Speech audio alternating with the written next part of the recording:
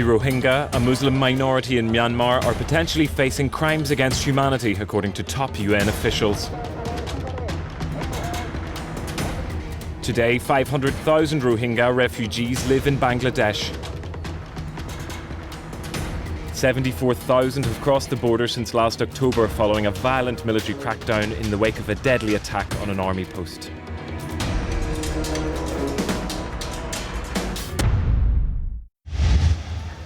Kutupalong is the biggest refugee camp in southeast Bangladesh.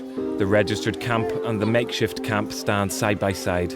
The latter hosts over 66,000 people, the so-called undocumented Myanmar nationals. The vast majority are Rohingya who have been denied refugee status. 15-year-old Zanat is among them. She arrived 3 months ago. Married at 13, she told us she was raped by Burmese soldiers when she was pregnant. The military came to my place and they took my husband.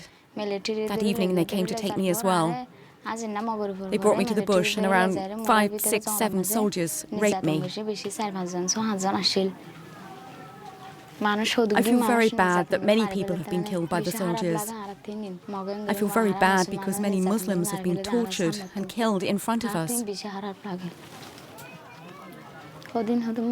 Many people.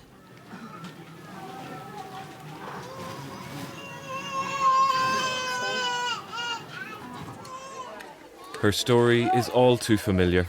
Bangladesh insists that the Rohingya should stay in the country only temporarily, but many have been here for decades. Last year, the World Food Programme managed to open a nutrition centre funded by EU humanitarian aid. Zanat's baby goes there regularly.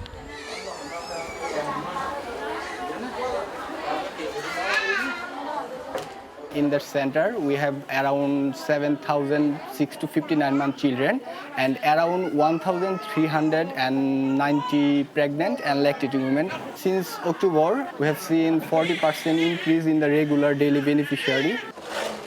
Babies are measured and weighed once a month. Their mothers are also given super cereals with vitamins to combat malnourishment.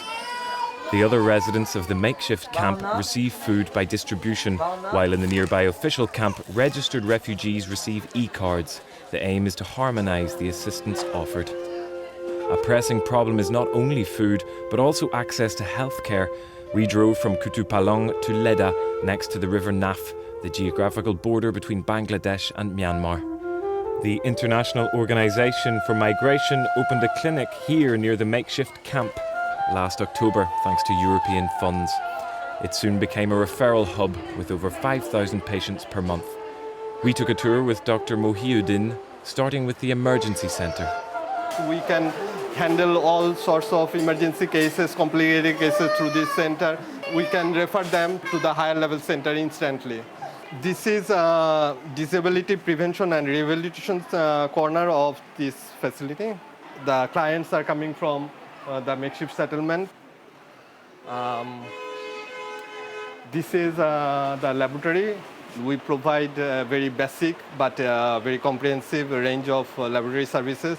What did patients do before this clinic was built? They had to travel around at least 40 kilometers to access laboratory services. In the clinic, we found Mohammed. He broke his arm last December while fleeing his village as it was being attacked by Burmese soldiers. He came to Bangladesh straight away and was operated on. Now he's doing a follow-up examination. Mohammed lost 5 members of his family in October, including 2 daughters and his brothers and sisters. I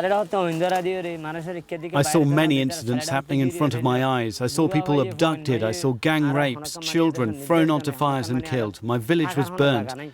Being Rohingya Muslims, we want our recognition and then our nationality and then peace in our villages.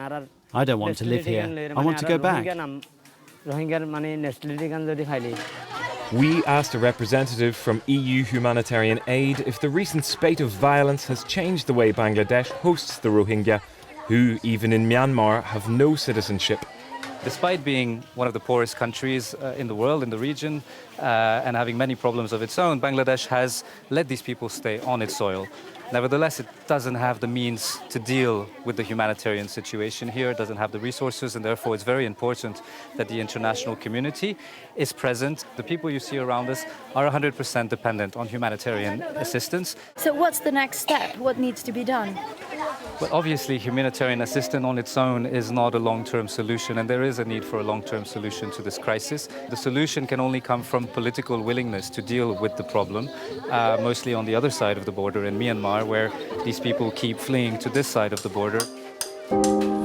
On the other side of the River Naf, Myanmar denies access to the media and has limited humanitarian activities. Meanwhile, the UN is investigating alleged ethnic cleansing.